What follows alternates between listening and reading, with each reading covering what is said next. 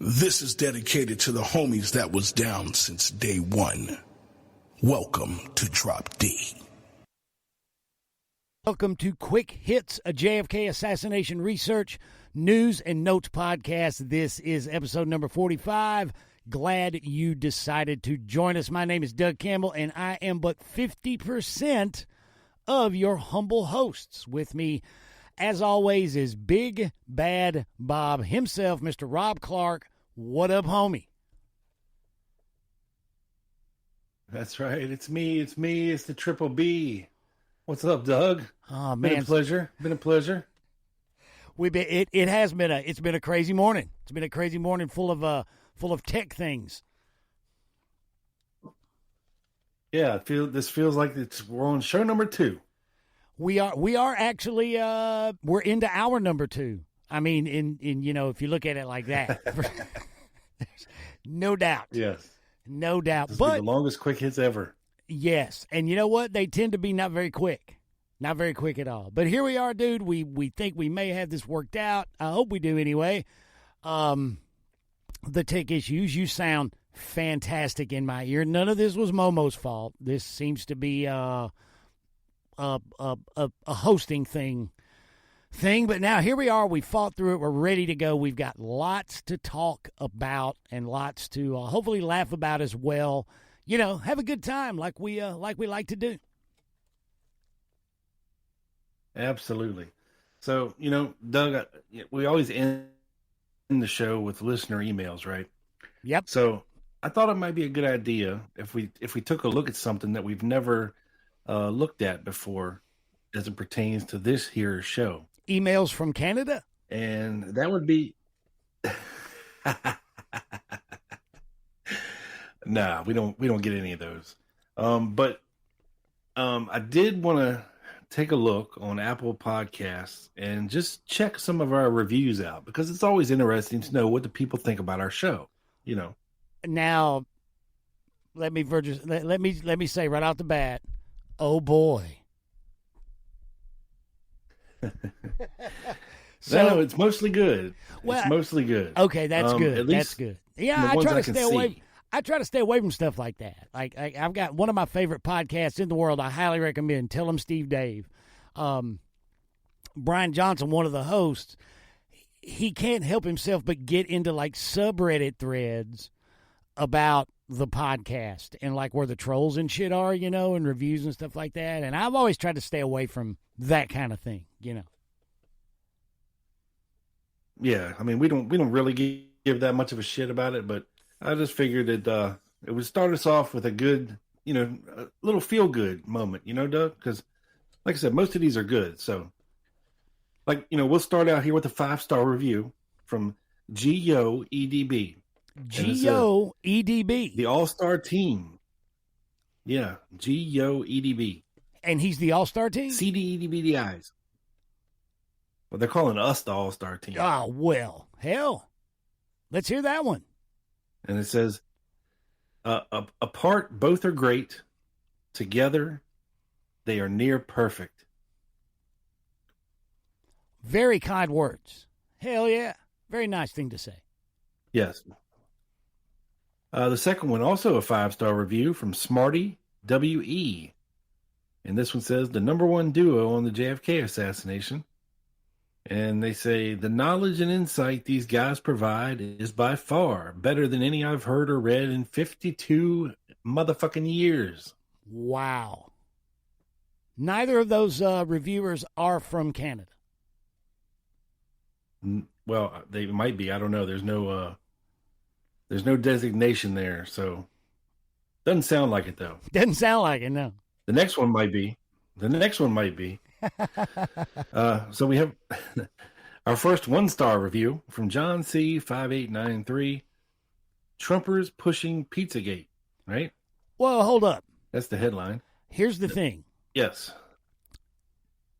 You and I he must not listen to the show very closely, because you and I could not be more opposite of that thing that he just wrote.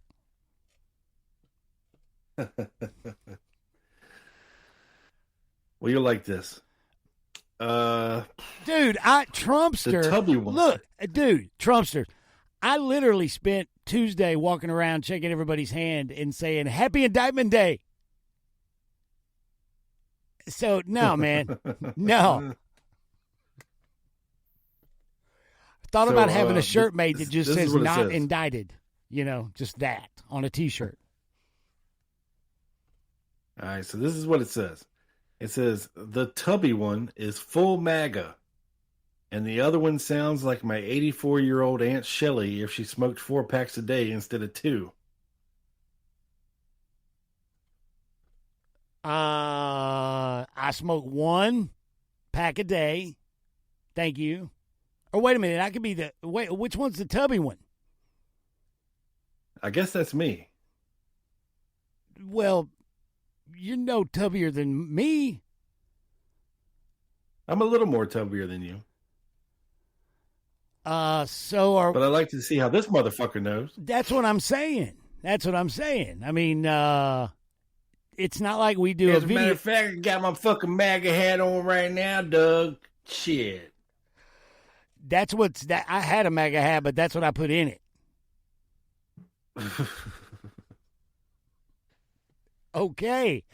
The rest of it goes on to say this. And they are shills for Pizzagate promoter St. Patrick.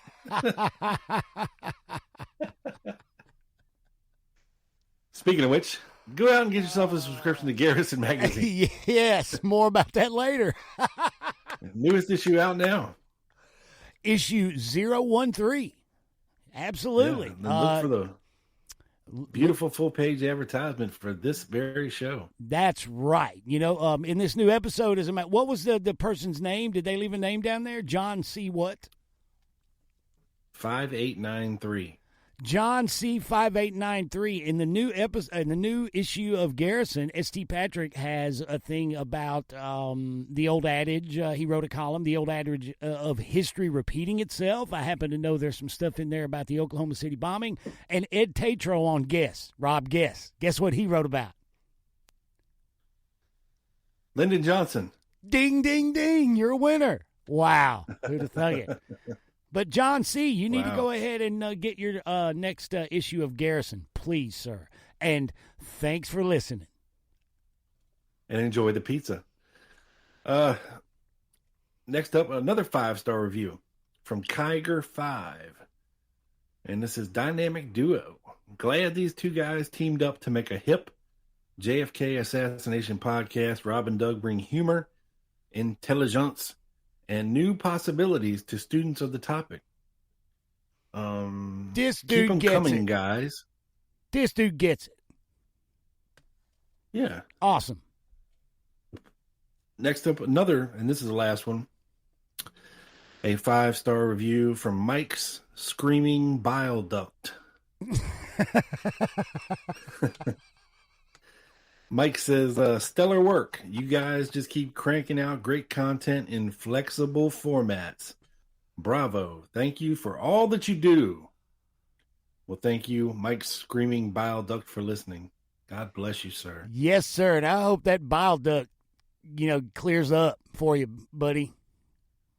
No doubt. Yeah, so 4 out of 5 ain't bad, I guess, Doug. I can't see all the reviews because I'm not really I don't have an iPhone or any of that shit, so I can't really log in and see them all. But that's what it's showing me.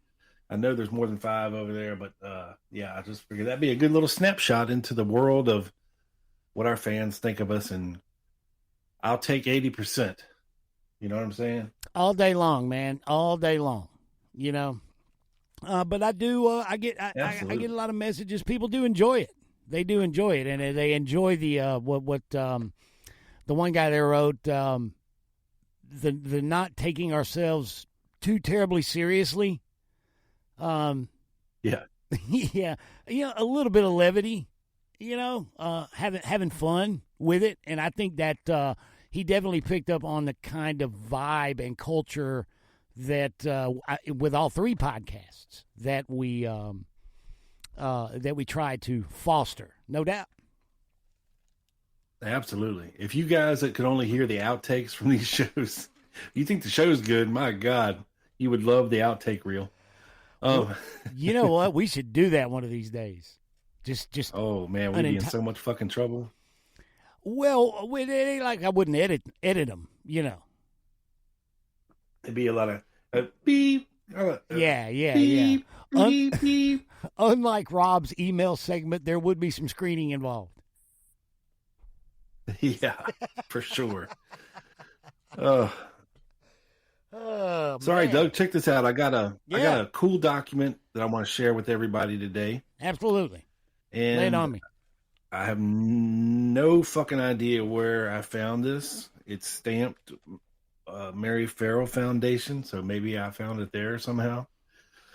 But it's from November the 24th, 1963, and it is a handwritten letter.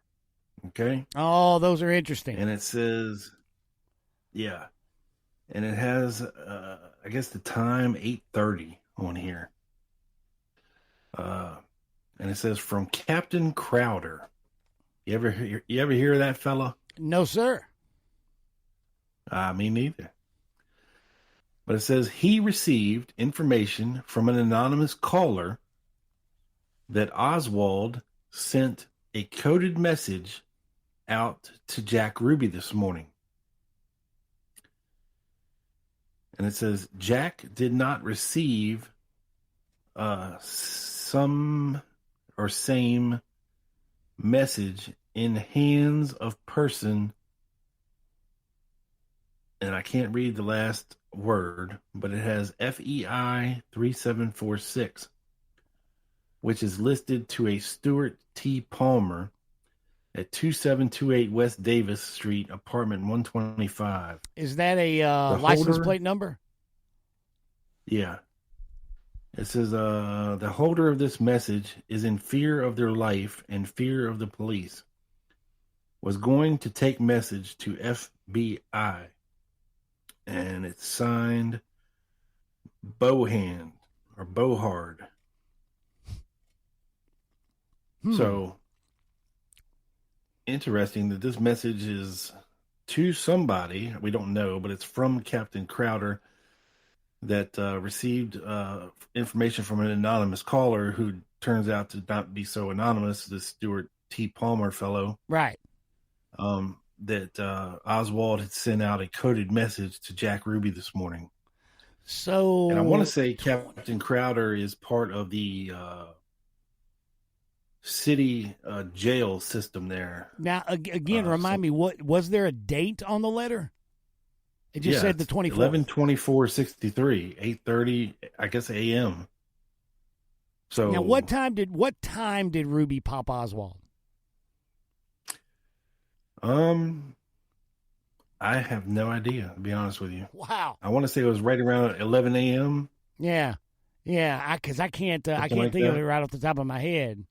Right around 11 a.m. They didn't do it overnight, and they delayed it. And I think Jack Ruby was at the Western Union somewhere in the 10 o'clock to 11 o'clock range. And then when they finally brought Oswald out, I think it was somewhere around 11 a.m. You know, I could find that out. I've got, you know what, on the other side of the door here, in my laptop bag, I've got an Android tablet that's got Ira David Wood's chronology on it. You know, assassination chronology. I could probably find that out pretty quick. So 8:30 a.m., so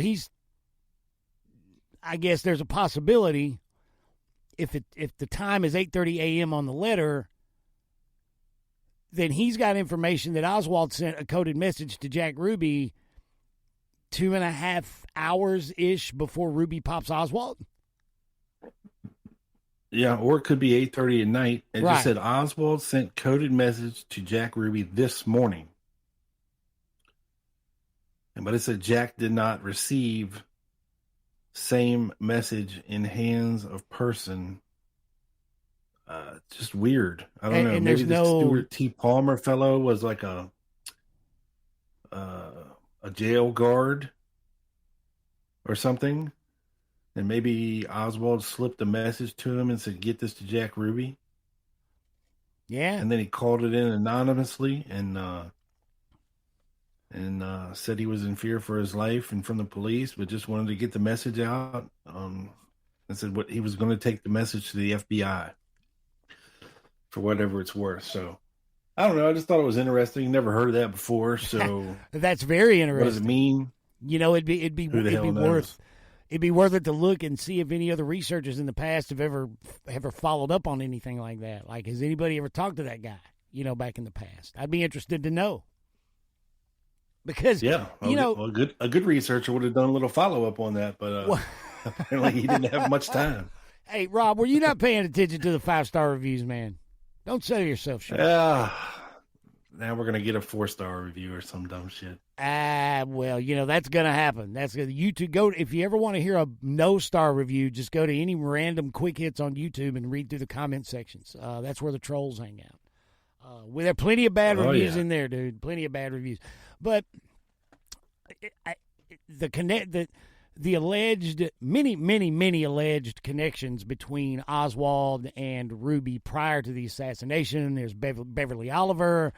I don't know how much of her whole shtick. I believe the babushka lady thing. Carol Jarnigan, like the show I just did. Yeah. Yep, that's right. Even down to General Edwin Walker. Claimed, or all the way up to Walker, claimed a connection between the two. And that's right. But there's so much Ted and I talked about it a billion times. Ted Rubenstein, researcher.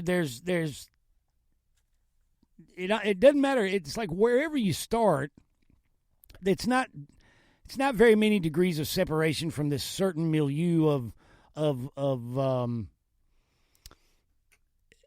the mafia meets the anti-Castro Cubans meets brushing up against CIA, and that even goes with Oswald and Ruby. You know, when you look at Ruby, well, who did he go to Cuba to visit when he was in prison? Santo Travacanti, and that's the guy right in the hub of this mafia anti-Castro brushing up against CIA element. That absolutely, and also the hard right, wherever you start, you get to those guys eventually some kind of way.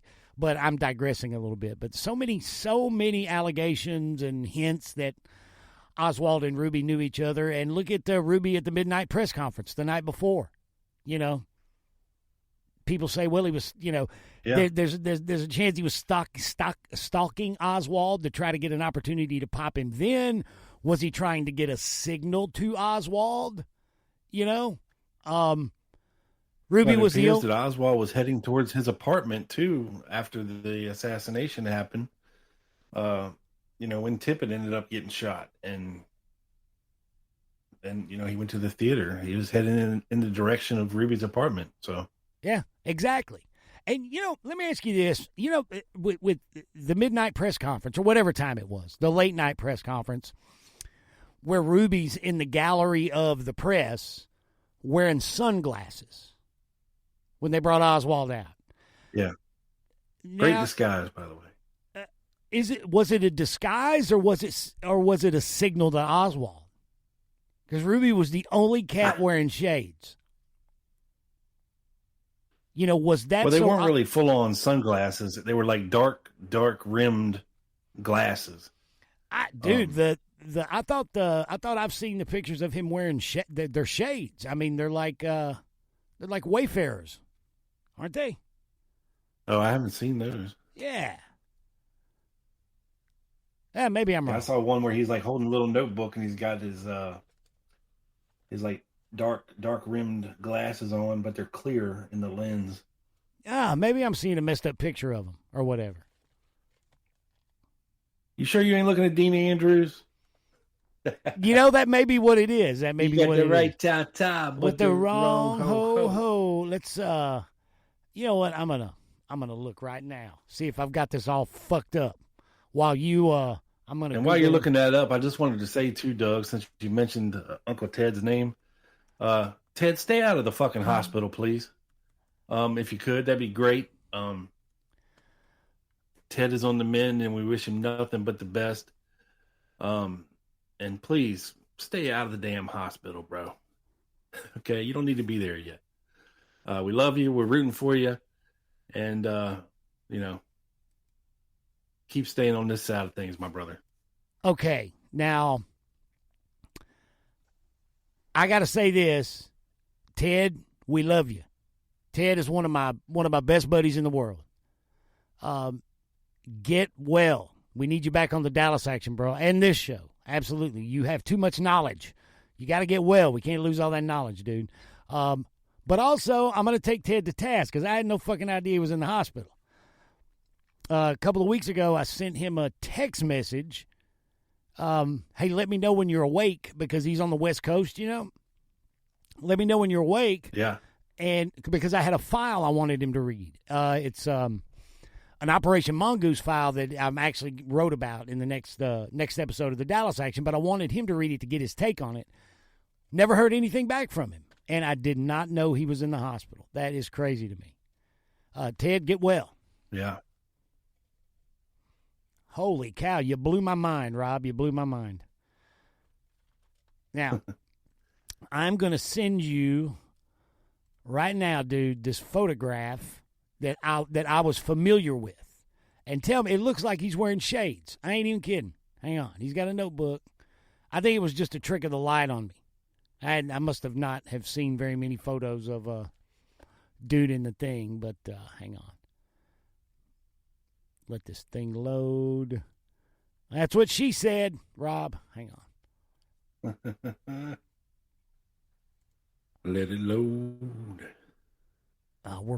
We just lost a star on Apple for the pause for all the messing around here. You know? Yeah, that'd be all right. That'd be all right. But now look, I just sent you. Don't they look? It looks like shades in that picture, man. Those look like sunglasses. Just saying.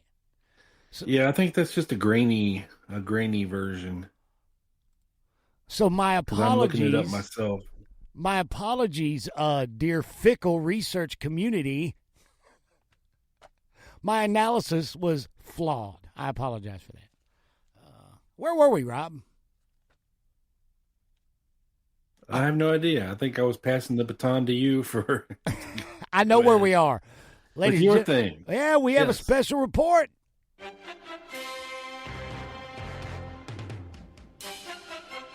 We're going to start with a quick hits special report, Rob. Sweet. Another lawsuit is afoot, ladies and gentlemen, and I'm trying to get her on the show, but her lawyer doesn't want her to do any media right now. So what we're going to do is we're going to turn to this from the New York Post, May 27 of last month, by a lady named Mary Kay Lynch. Exclusive. Feds hid JFK film that could prove grassy knoll conspiracy, says lawsuit. And this is about the Knicks film. A 60-year-old home movie could finally reveal whether multiple shooters and not a lone gunman assassinated President John F. Kennedy, but the federal government has been hiding it for decades, according to an explosive new lawsuit. The heirs of Orville Nix, a Dallas maintenance man who recorded the moment of Kennedy's death with his home movie camera, have tried for years to get his original film back from the government's clutches, Rob. And this is, of course, dear friend of ours, Gail Nix Jackson, author of 2 books, Orville Nix, The Missing JFK Assassination Film, and JFK Pieces of the Puzzle, an anthology, for which I wrote and contributed a chapter about Lauren Hall, Dallas, and Gerald Patrick Hemmings' Johnson 30-06 rifle. So the lawsuit is public now, Rob. It's above board. What do you think? That's a lot of money, bro. I hadn't even got to that part yet. And we are very good friends with Gail Nix Jackson, best friends, as a matter of fact. And we've been championing her cause since the very beginning. So, Gail, when you get that giant settlement money, make sure to go to Silk City Hot Sauce and get yourself some hot sauce and support the show.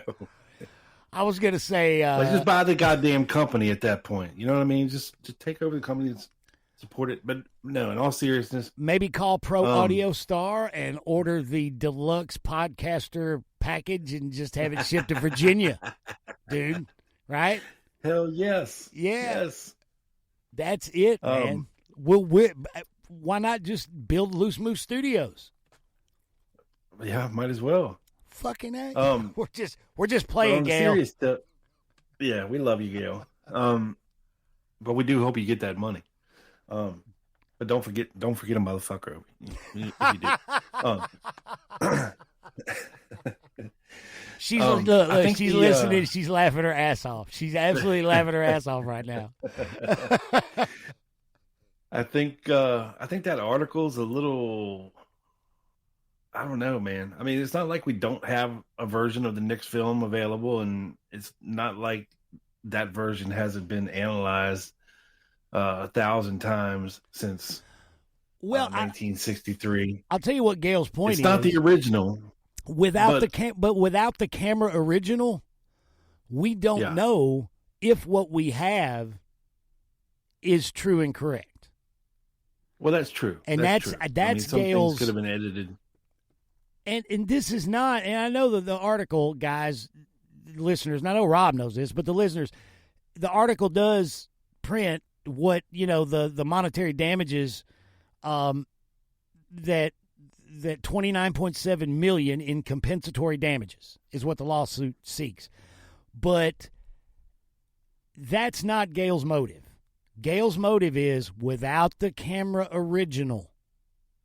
It's not even a motive. It's a crusade for truth. But without that camera original, we don't know if what we see as the Knicks film is the complete and true Knicks film. We have no idea. Correct. And, right. She wants to find the camera original to see if what we have is a tampered with, altered version, because we just don't know. We have no idea because they lost the fucking camera original. The House Select Committee on Assassinations. It's ridiculous, man. I want to read him some more of this article, dude. Yeah, go ahead. And this is what Morley says, Jefferson Morley.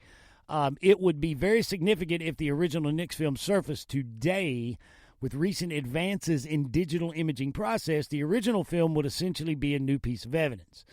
And it says, Knicks clip, unlike the better-known film shot by Abraham Zapruder, was taken from the center of Dealey Plaza. It provides the only known unobstructed view of the infamous grassy knoll at the time of the fatal shot. Now, Knicks' original film was last examined in 1978 by photo experts of the House Select Committee on Assassinations. Now, let's see, where's the part? Here, check this out. The lawsuit details the government's startlingly sloppy handling of the priceless piece of American history from that point on. It also alleges that officials at the National Archives and Records Administration have repeatedly lied to the family, claiming never to have had the out-of-camera original film in their possession. Check this out, Rob. But the filing presents newly uncovered evidence that the House Select Committee on Assassinations photo analysts delivered Knicks' original film directly to NARA in 1978. So that would be kind of huge, Yeah. So where's it at? NARA's saying we never had the original. And according to the evidence, it says new evidence in the lawsuit, and which I would assume would be declassified documents, right? Maybe.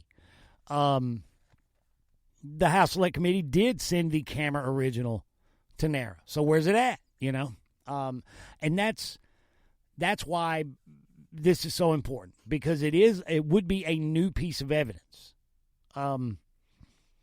especially if what we have now would be found to have been altered.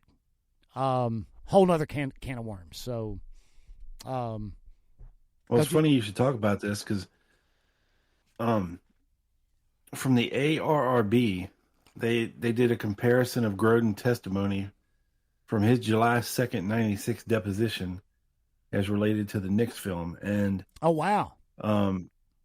Yeah. So I have here regarding the Knicks film, 35 millimeter color print, item number 3. Hey, did you send this to Gail? No. Dude, you need to send this to her because she said she had not read this. It said the film was given to Grodin by Mo Weitzman sometime during 1973. However, immediately prior to this statement, in a possible contradiction, Grodin said on page 45 that this item came to me by Orville Nix, and that it was the only surviving copy made directly from the original.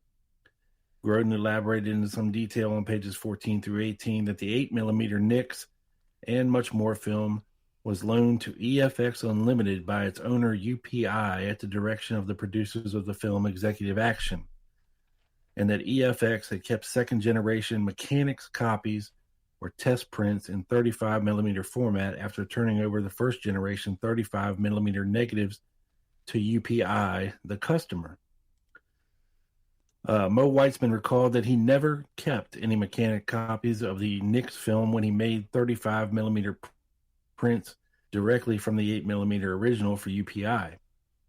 He explained that it would have been impossible for him to do that because UPI controlled the film too tightly for that to be possible.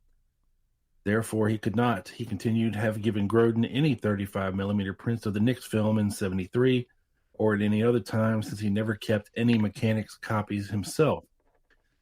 He then examined the 35mm film Grodin turned over to the ARRB and made the following observations. This item was not given to Grodin by him. It was, quote, wet gate work and was therefore probably done in his lab on his equipment. The horizon was corrected on this copy to straighten out or level the image, and this resulted in skewed track area and a skewed upper frame line. He concluded that we would have not done this for UPI. The leader attached to this 35mm print is EFX's leader, however. The coded edge number scheme on the 35mm print submitted by Grodin is very new, indicating to Mo Weitzman that this print was probably manufactured after 85 or 86, and that it certainly did not exist in 73.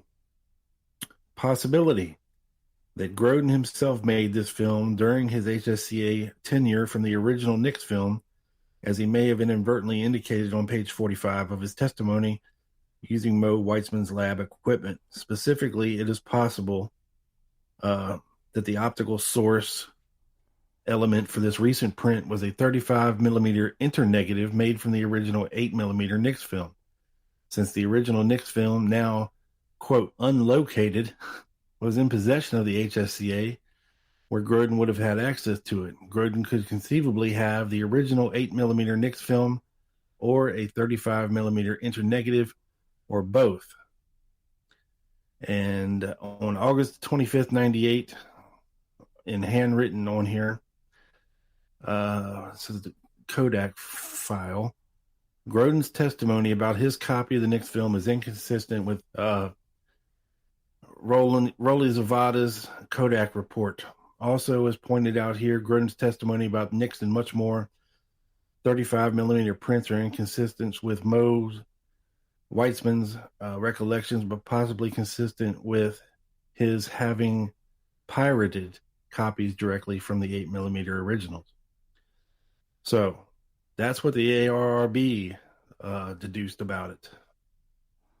That's interesting as hell. Very interesting.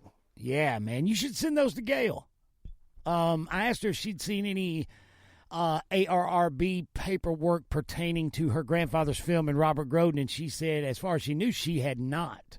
So, yeah, man, pass that along to her, dude. I'm sure she'd like to read it. Well, that will be available to Gail for a very small $1 million fee.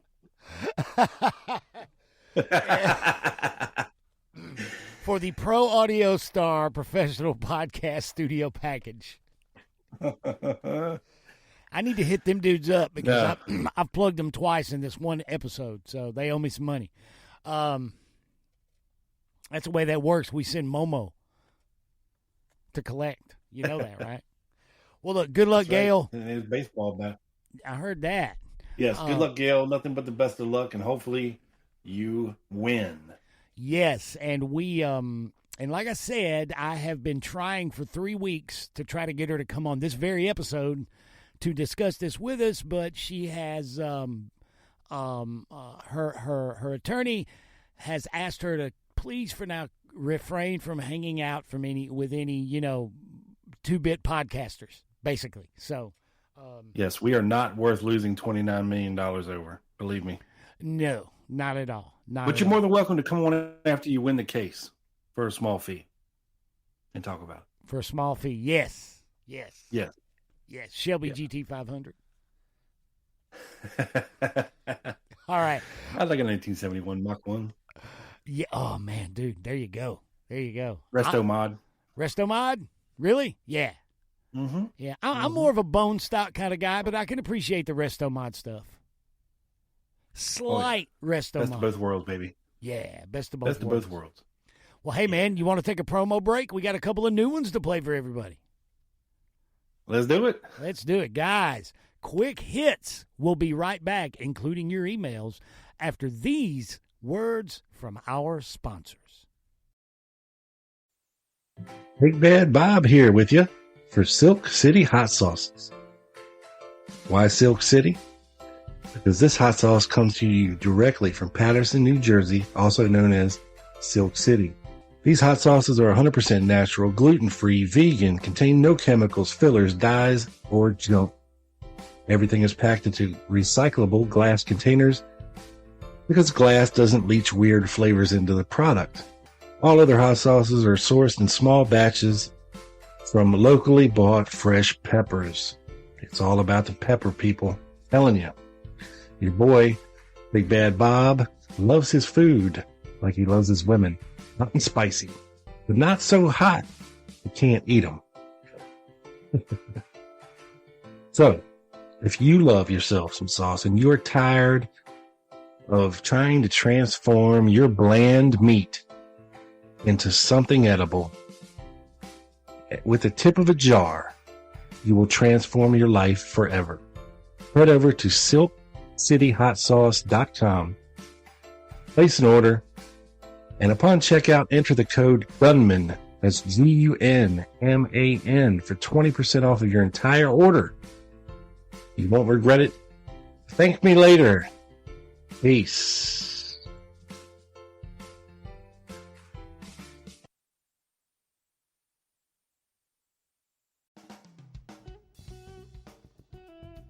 Hey, Doug here.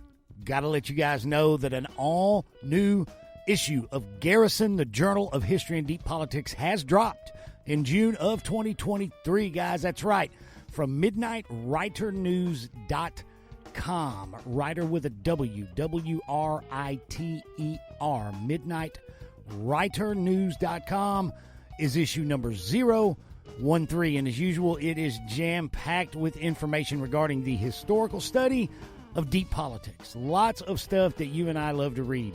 Some of the contributing authors and subjects covered include, we got Richard Booth and Jose Gallison on the Oklahoma City bombing, Jonathan Cook on what Tucker Carlson's split with Fox News means, Caitlin Johnson on the American anti-war movement, and Ed Tatro on, of course, Lyndon Johnson. Plus, the late John Judge reprinted regarding the war in Afghanistan, S.T. Patrick on the old adage, quote, history repeats itself, unquote, and much, much more. That's issue number 013 of Garrison, the Journal of History and Deep Politics, from MidnightWriterNews.com. That's MidnightWriterNews.com.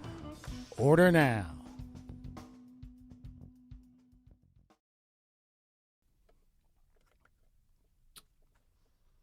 And we're back. What's up, everybody? Welcome back to the show. And Doug, I heard we have some breaking news here. We do. We have actual audio of Gail Nix Jackson's attorney explaining why he doesn't want her on the show. Here we go. Oh, sweet. Okay. This is his reasoning. Let's see. They are two fucking schmoes. Ha! Well, okay then. Goddamn, what's Momo, her lawyer? I think Momo's his nephew. I think that's Oh, okay. Yeah. All right. Well, Leon Scaranucci, yes. Leon's yeah. He's giving me a dirty look through the glass over there. So we better get back. We don't want to piss Momo off. We don't want to piss Momo off. He's already tapped his watch twice. So I don't know what that means. So Let's see. Keep it moving. Keep it moving. That's right. We have 3 new articles, Rob. 3 new articles of note. We like to do that here, man. Let me turn my little page here. We like to do that. Bring to the attention of our listeners worthy new research. And we have 3 examples, new research articles, dude, that I want to make sure that you and everybody else takes note of. Stuff, listeners, guys, you got to read. The first 2 can be found at the awesome website, wallstreetwindow.com. We love wallstreetwindow.com. That's right. Not only is it the best absolute, I don't know why I wrote that, maybe I'm dyslexic, the absolute best financial trading news website on the net is now publishing up-to-date JFK assassination research occasionally. wallstreetwindow.com, guys. Go to that website. On the menu, Rob, what you'll do is click on the menu bar there, click on America and the World, and you'll get a drop-down menu. Click on the past American century to find these excellent articles. The first is by historian and author Michael Swanson, and it's called The Mystery of the Missing JFK Assassination-Related LBJ Presidential Tapes, the First 72 Hours. In this article, Michael details his meticulous research regarding missing records of conversations between President Lyndon Johnson and various individuals in the few days after the assassination, including 3 with National Security Advisor McGeorge Bundy, Rob, and all within 72 hours of the assassination, and they are all assassination-related. It's a fantastic and revealing article. Guys, please check that one out. We should get Michael on here to discuss that, Rob, pretty soon. Don't you think? Sure. I'll reach out to him, man. He's usually pretty agreeable to hanging with us.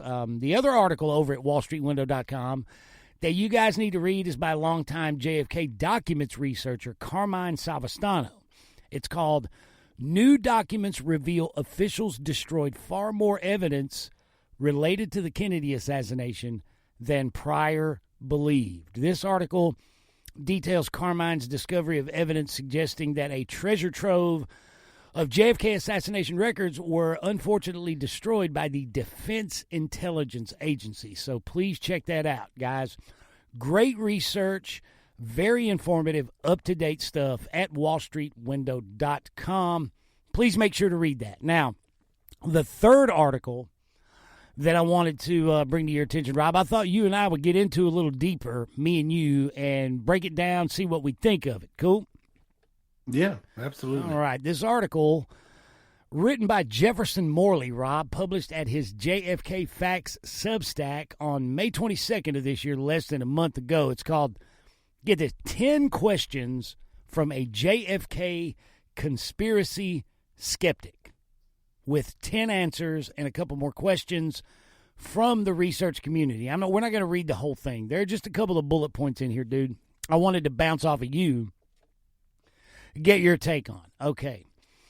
Mr. Morley is responding here to some recent comments in the media by Warren Report defenders. He writes, of one, Corey Franklin, retired director of medical intensive care at Cook County Hospital in Chicago, is one of those smart people who scoffs at JFK conspiracy theorists. So is Anthony Fisher, a senior editor at Daily Beast. In response to allegations from Democratic presidential candidate Robert F. Kennedy that the CIA was involved in the assassination of his uncle, both are waxing indignant. Excuse me. I tripped over that one, Rob. Waxing indignant. That's a little better. You know what I'm going to do? I'm going to take my gum out. I think that's going to help me talk. What do you think? Whatever helps. Get a little juicy in there, dude. Yes, sir. Okay, here we go. In Daily Beast, Fisher... Okay. In Daily Beast, Fisher responds to RFK Jr.'s claim by arguing that Oliver Stone's movie JFK is a brilliant piece of cinema, but, quote, batshit crazy. In Ron Cass News, Franklin posed a series of questions that he believes will confound those of us who reject the official story. Now, like a lot of smart people, Franklin and Fisher labor under the common misconceptions about the CIA and about JFK assassination researchers. I'll pass on judging the merits of JFK. I'm not a movie critic, Morley writes, and focus on clarifying what we know about CIA covert operations in 1963 and what, all right, here we go, Rob, and what credible JFK researchers believe. That's key, guys. Huh.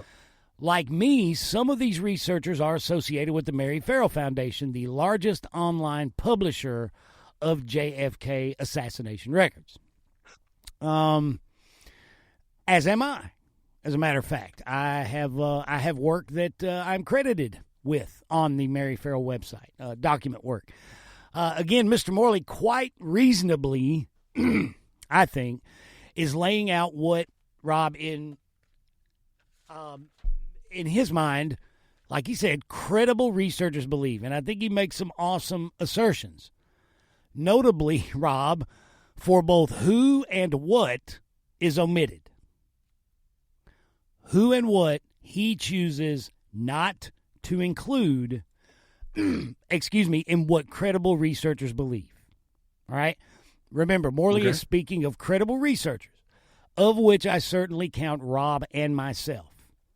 And Ted, who we hope gets well soon. Morley writes this of credible researchers. We are a disparate bunch politically and geographically. None of us was decisively influenced by Oliver Stone's counter-myth of November 22. Credible researchers were not decisively influenced by Oliver Stone's counter-myth of November 22nd. Our collective thinking is consistent with that of JFK authors such as James Douglas, who has been RFK Jr.'s primary resource. Other books we rely on, Rob, include Anthony and Robin Summers, Not in Your Lifetime, David Talbot, Brothers and the Devil's Chessboard, Bill Simpich, State Secret, Larry Hancock, Someone Would Have Talked, and Josiah Thompson, Last Second in Dallas. It is tedious but necessary to say we are not conspiracy theorists. Now, Summers, Simpich, Hancock, Thompson, and David Talbot's first book, Brothers, was a very insightful book on relationship dynamics, between certain people at that time. What do you think of that list? I would tend to agree with most of it. Of course, with one notable exception, I'd say I would agree with the list. Yeah. My notable, I bet we have the same notable exception, and that would be the Devil's Chessboard, probably. Yeah. And also maybe a little bit on the Last Second in Dallas, because it's just so controversial with the acoustic evidence, and you're never going to get everybody to believe it one way or the other, and for everything you can say, they can refute, and it's just kind of a back and forth seesaw battle. So, as far as I'm sure Josiah Thompson thinks that he got it right this time around, it's still a hotly debatable topic that he brings forth. But other than that, yeah, I would agree. Larry Hancock's great. That book's great. Someone Would Have Talked. Bill Simpich, State Secret. JFK and the Unspeakable. Fantastic book. Anthony Summers, a big fan of his Conspiracy and Not in Your Lifetime. So, yeah. I'm so glad that he put the Simpich book, State Secret, on here. It makes me very happy because I've said, you've heard me say, it's the best thing written on the subject in the past 15 years. Absolutely. Dude, when you read that, the way he lays it out, and you realize that what he's saying about the Mexico City trip, that the Oswald figure was sent to do that specifically to get picked up on those, specifically to get picked up on the telephone tabs. You know. Yep, the surveillance, yeah. Specifically to plant, as Simpich says, a poison pill in any honest investigation by CIA into the Kennedy assassination. And that just you had only a select group of people even knew that those things existed. You know? And it goes right back to what we said before, and you can take from that little select group of people who knew that those, you know, less than a dozen people in the world, really, you know, other than the people that actually worked on it, that the surveillance operation in Mexico City on the Cuban consulate and the Soviet consulate. But when you realize this, that it was supposed to be a poison pill, right? Like blackmailing the CIA, essentially, most probably with help by someone within CIA who knew. You know, once you realize that, then, you know, well, of course, you realize that it forces the cover up. You know what I mean? And I'm so glad that Morley included that. You know, but you know, yeah. Now think about. Also, let's look at the great Peter Dale Scott. Rob talks about the negative template, right? The concept of laying the negative. Okay, we see what's there, but what's not there. Let's look at what's not there. In this list, there are things that are notable. It's notable for who and what is missing, right? True. Alan Dulles is missing. Neither Prouty book is in here. Neither one. No. Kudos to Mr. Morley. Destiny Betrayed is not in here. And what's the other one called? It most certainly is not. What's the other one called? JFK, the same old stuff today? Revisited? Something like that. Yeah. JFK Repetitive, we could call it, I guess. Now, JFK, I still have 20,000 copies in my garage. Gabagool, Rob, gabagool. Hey, now Morley makes 10 distinct points, right? In his article, and we don't have time to read them all. And he asks some hypothetical questions, you know, about what credible researchers believe. Credible researchers. And like I say, no way we can talk to them all, but I wanted to encourage listeners to find and read the entire article. But a couple of points I did want to bring up with you. And this is one of the questions, right? Which CIA agent authorized the assassination? And again, credible researchers, Rob. The correct term is CIA officer. An agent is someone who carries out a task for the agency while an officer runs operations. We don't know for sure that any CIA officer or official, quote unquote, authorized JFK's assassination. Correct. Bravo, Mr. Morley. The possibility strikes me and most of my fellow researchers as unlikely. Correct. Since I met former CIA officer Rolf Moet Larsen in November of 2019, I have been persuaded by his analysis of the attack in Dealey Plaza. November 22nd was, he says, the result of a tightly held covert operation known to a handful of men who did not act with official authorization. Agreed. Researchers associated with the Mary Farrell Foundation, and by this, people, he means credible researchers, do not insist on a, quote, CIA done it, unquote, scenario. Agreed. Mostly. Yeah. A lot of them do, but a lot of them don't. Yeah, but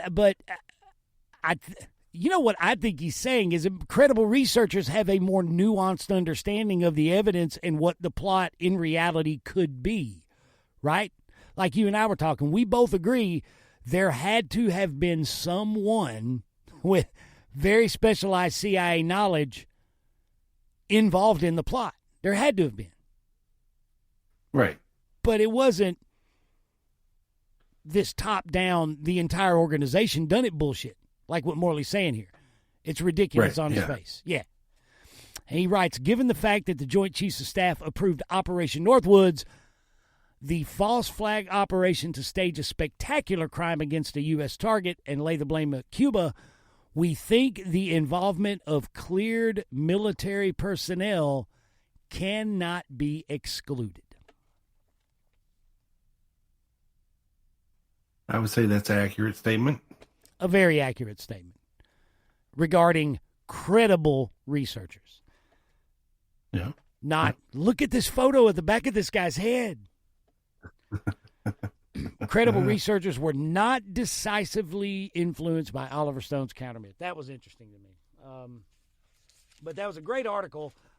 But again, it's not. Credible researchers do not believe in the giant monolithic conspiracy, the consensus view of CIA primacy. Alan Dulles as grand chess master, with the entire upper management structure of the CIA involved and with knowledge. The likelihood of it goes back to this, Rob, that old axiom that I read years ago. The likelihood of an intelligence operation being blown is inversely proportional to the number of people with knowledge of it. Right? I was just getting ready to say that. Yeah. Not those exact words, but something to that effect, because, if look, all these guys that worked at the CIA back then were not best friends with each other. If one of them thought that somebody would have done this, or they knew that somebody had done this, they would have dimed him out in a heartbeat. Maybe not right away, but eventually. And that just hasn't happened, other than E. Howard Hunt confession. Yeah. But with no proof at all to back it up except his own assertions. And then, of course, by then, everybody's that he's saying is involved is already dead. So what can you do with that? Not but yeah, much. to your point, the more moving parts you have, the more a grander conspiracy that you have, the more harder it is to keep things under wraps. Absolutely. And I think Morley would certainly agree with that, and okay, I was thinking about this the other day, and this is along the lines of what we're talking about. I can't remember the guy's name, but he worked with George Joannides in the CIA. And I believe he was Joannides' control officer, possibly, or boss, maybe. I don't know. But according to his daughter, and I can't think of his name right off the top of my head, but I was reading something about him the other day. And I know you've heard this, that his daughter said that the only time he ever mentioned or talked about the JFK assassination or Lee Harvey Oswald, it was brought up at dinner one night, and all he said was Oswald was a useful idiot. Are you there, Rob? Yeah, I'm here. We got some weird feedback there. I don't know what that was. Really? Yeah, something crazy. Strange noise. I didn't hear anything on mine. Oh, okay. Yeah, weird. But I'll say it again. I can't remember the guy's name. That's just the FBI listening. Probably. Okay. I think they caused our earlier fuck up a couple hours ago. Probably so. Probably so. Bastards. But what I was saying is, I can't remember the guy's name offhand, but he was a CIA officer. And his daughter said that the only time he ever mentioned the JFK assassination or Lee Harvey Oswald was one night when she was a teenager at dinner. The subject came up, and he said Oswald was nothing more than a useful idiot. Yeah. Right? that doesn't necessarily mean he was referring to a useful idiot used by the official management structure of CIA to kill Kennedy. That could have meant Oswald was a useful idiot for the Cuban exiles and hard right guys that set him up. He wasn't that specific. You know, that's what he could have meant. Yeah. And like I say, you know, this whole concept of the consensus view of CIA primacy, as we learn more and as more documents come out and as more credible researchers and credible historians read them and contextualize them, the more we realize that really is conspiracy buff fluff. You know? Yeah. And, yeah, I guess I'm done with my little rant. But, yeah, but I highly encourage everybody to go to JFK Substack along with the other articles from Wall Street Window and go back and read these and read all the points that Morley made. It's a fascinating article, and it's a damn good one. So, okay, Rob, what you got next, buddy? All right, Doug. As you know, I love going back and reading some of the older books and on the assassination, and I came across one that I hadn't read before by author Bill Davey, and it's called "Let Justice Be Done" about the Garrison investigation. Have you ever read it? Years ago. Yes, years ago. It's been a long time, man, and I'm pretty sure I probably have a copy somewhere. Yeah, I'm guessing it's probably 25 or 30 years old at this point. Yeah. But I was just perusing it, and a couple of things that stood out to me that I wanted to mention and bring up here. Now, I had Fred Litwin on my show, The Lone Gunman, and he told me something that I did not know. So, you know, the infamous handbills, you know, that Oswald was handing out, the hands off Cuba that were stamped with 4607 Magazine Street and 544 Camp Street and all that jazz, right? Yeah. Well, there is no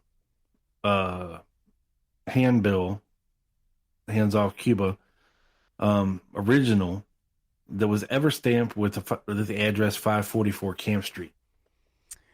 You know, I think I read something about this in an online forum somewhere, but refresh my memory about the details. It was a movie. It somehow has made its way. Well, it's made its way into the mainstream, and Oliver Stone actually created that handbill with that address on it for the movie, and it somehow has become inserted into the evidentiary chain at some point, somehow, some way, and become like canon, you know, that this is accurate. But it was never printed on a Oswald handbill. It was, however, printed on his Corliss Lamont, The Crime Against Cuba pamphlet that he was handing out. The address 544 Camp Street was, in fact, stamped on that. Okay. So that's interesting. Yeah. And another curious side to this whole affair is that Oswald wrote to the Fair Play for Cuba Committee headquarters in New York, informing them of his street altercation. In his letter, Oswald wrote, "Through the efforts of some exile gusanos," a derogatory term for anti-Castro exiles, literally translated as worms, "a street demonstration was attacked and we were officially cautioned by police.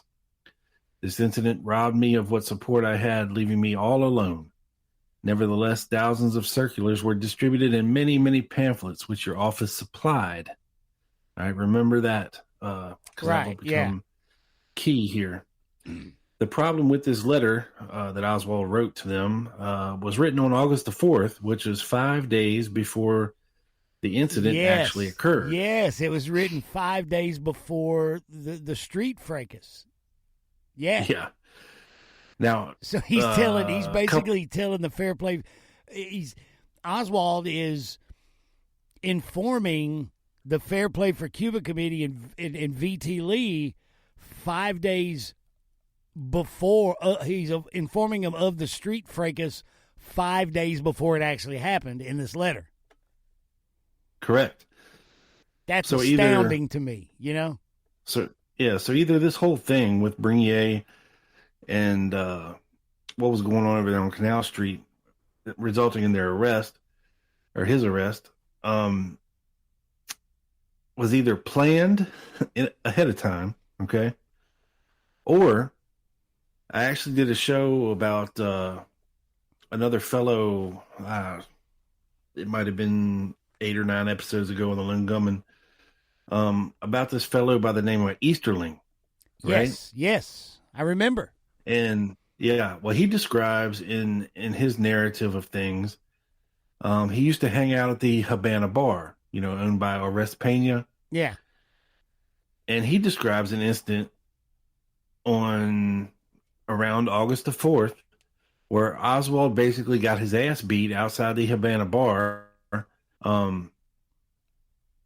Yet there were no police called and nobody got it on film.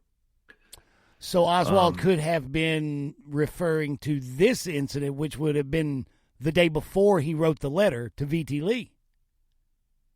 Correct. Oh, okay. So interesting, right? Very interesting. Very plausible. Now, remember that I told you that many pamphlets which your office supplied, right? Right. Was written to the Fair Play for Cuba Committee. So what's also odd is that the pamphlet itself that he was handing out, it was written by a well-known New York peace activist, and the tract was critical of the Bay of Pigs invasion. And in 1963, the pamphlet had already gone through 4 printings. However, the copies that Oswald distributed were from the first printing of June 1961, a period when Oswald was actually still in Russia. Oddly enough, Doug, in 1961, a large bulk order for this first printing came directly from the Central Intelligence Agency. Really? Yeah. Now that is interesting. Yeah. So again, on a different occasion, Oswald was distributing his Fair Play for Cuba Committee materials in front of the International Trade Mart, right? Then managed by Clay Shaw. However, there's supposedly, I don't even know if this, I'm going to get shit for this, impecunious Oswald, Bill Davey using big-ass words there, Easy for you had to hired say. 2 individuals. Impecunious. Wow. I don't know what that means. Oswald had hired 2 individuals from the local employment agency to assist him. Local news cameramen captured this event for posterity on film. That's right, WDSU. Notoriously, curiously, Clay Shaw's right-hand man, Jesse Core, had summoned the cameras to record Oswald and watched the show play out from inside the entrance to the International Trade Mart. Prior to this incident and just after the Canal Street demonstration, Oswald received a visitor at his home. Carlos Quiroga was a mutual associate of both Carlos Bernier and Sergio Arcacha. Bernier stated that he sent Quiroga to Oswald's house in order to infiltrate Oswald's communist cell. According to Bernier, Quiroga brought with him a couple of the sheets that Oswald had dropped on Canal Street. But there are 2 reasons why this incident is suspicious. First, both Bernier and Quiroga lied to the Warren Commission by telling them this event occurred after the trade market demonstration. Secondly, Oswald's landlady, Mrs. Jessie Garner, observed Quiroga when he arrived at the Oswald home. And according to Jessie Garner, Quiroga did not have 1 or 2 hands-off Cuba leaflets, but rather a stack, 5 to 6 inches thick. Oh, wow.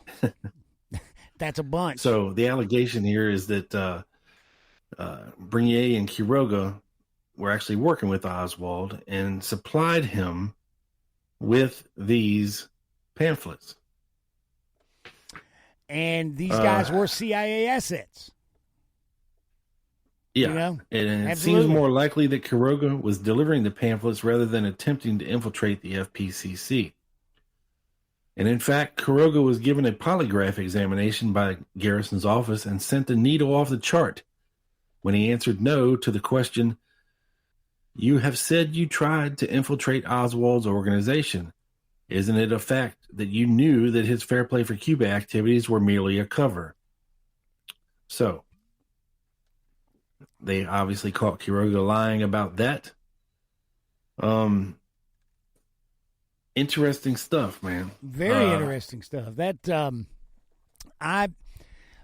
going back to Quiroga and what's the other one? Bringay. I was recently rereading parts of Alan Dale's book, his conversations with Malcolm Blunt and Peter Dale Scott.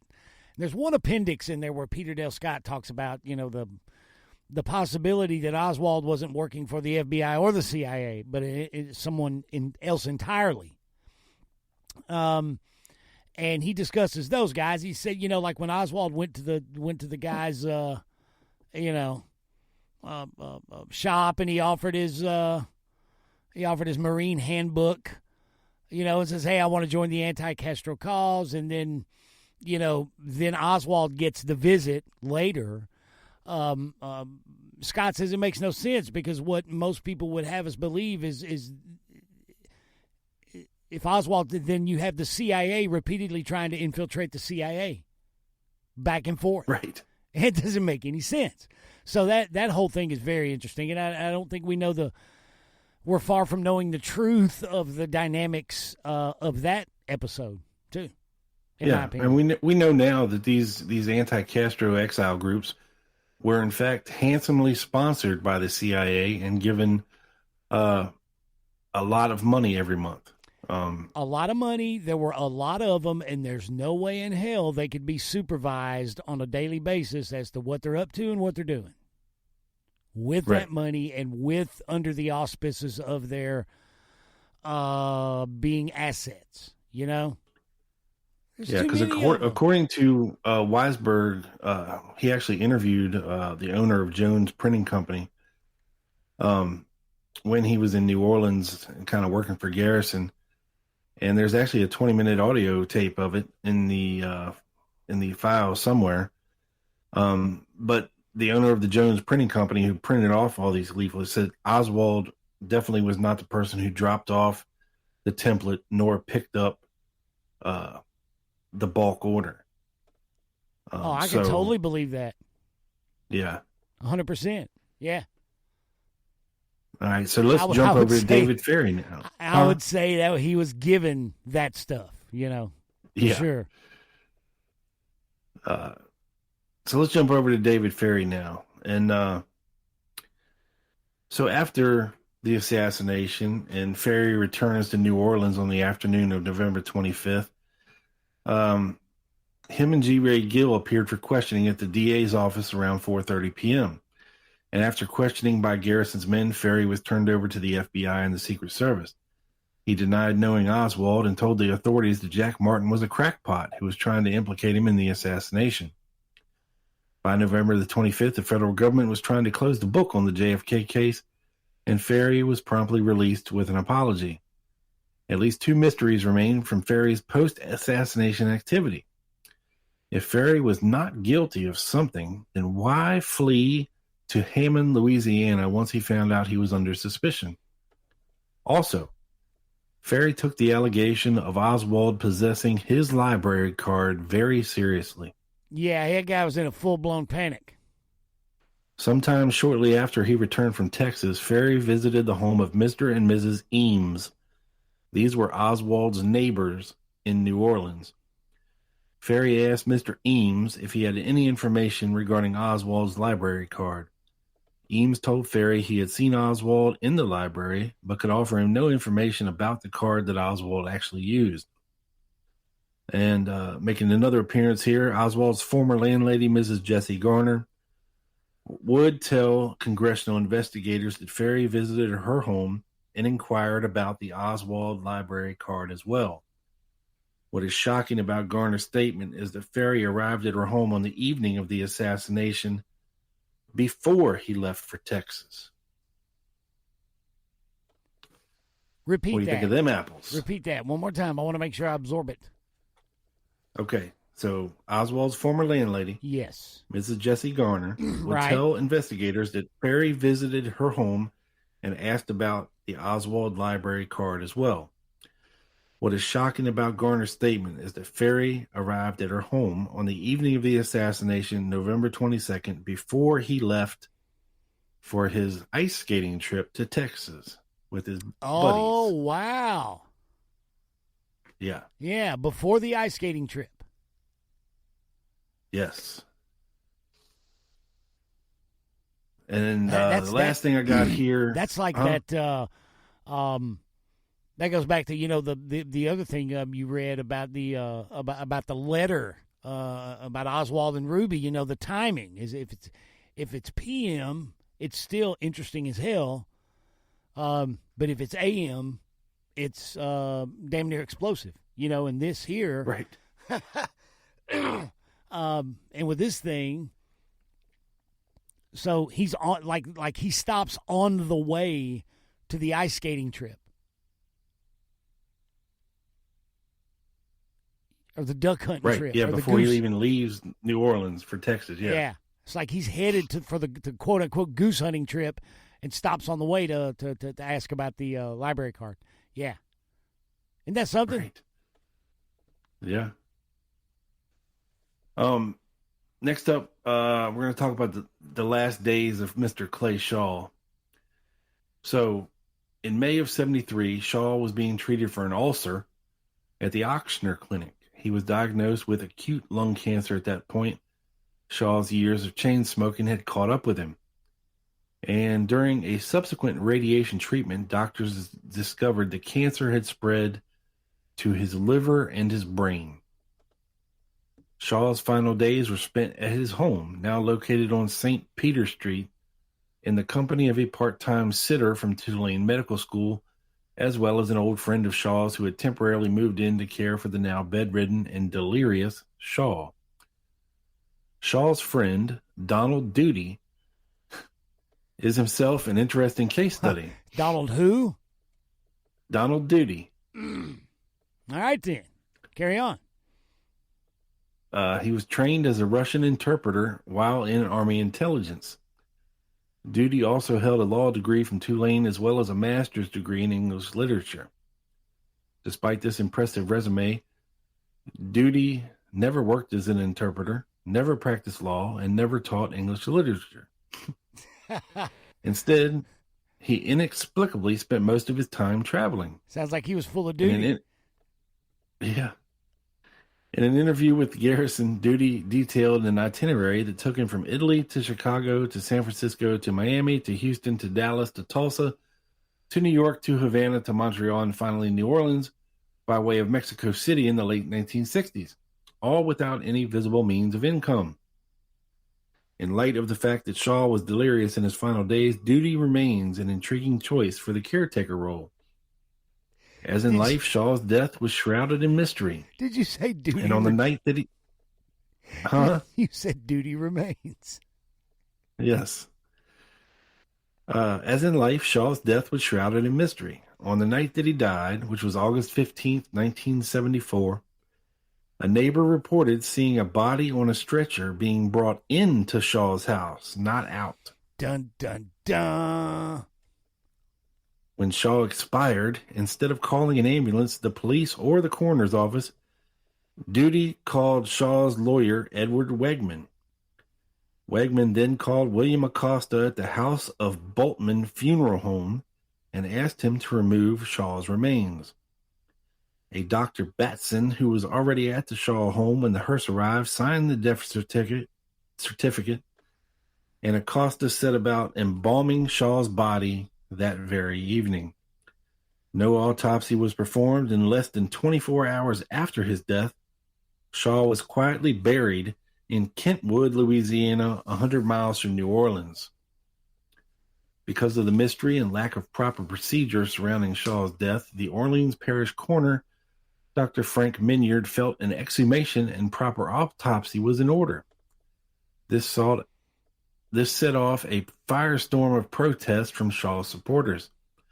This charge was led by Edward Wegman, who recklessly said, "Clay Shaw has been unmercifully harassed by various public officials since December 1966.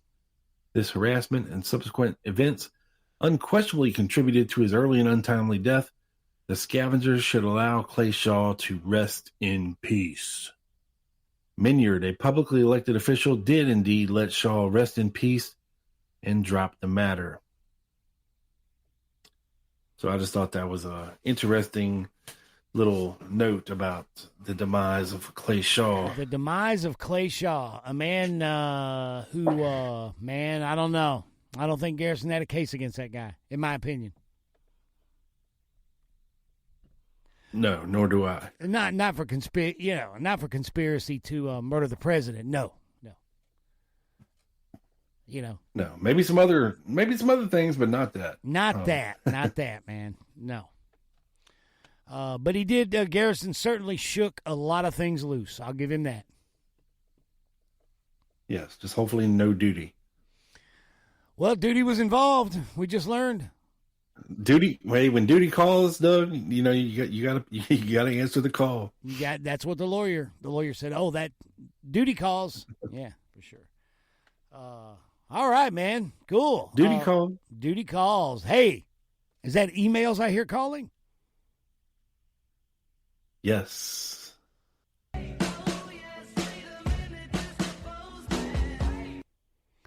This is Rob's favorite part of the show, where he reads things you send us that he has not screened. Sometimes, that's correct. Yeah, sometimes I feel like I'm on a roller coaster when this happens. I got to tell you, Rob. All right, let me reach down in my sweaty, humid sack here. Oh, man. Hopefully I'll be able to pull my hand out of this sticky mess. Hold on. Perspiration for Rob in unfortunate crevices today. Hopefully this ink is not ran very much. I was going to ask if the email's soggy. I hope not. They're a little soggy. I hope not. You got that thing going on where your balls stick to the side of your leg like raw cookie dough when it gets really humid? Oh, yeah. You got to peel them off the side of your leg. Yeah. It goes like that. There's a little perspiration dripping on the desk right now off these things. It's disgusting. But, okay. We'll get through it. I promise. All right. First up, from Gloria Stitz.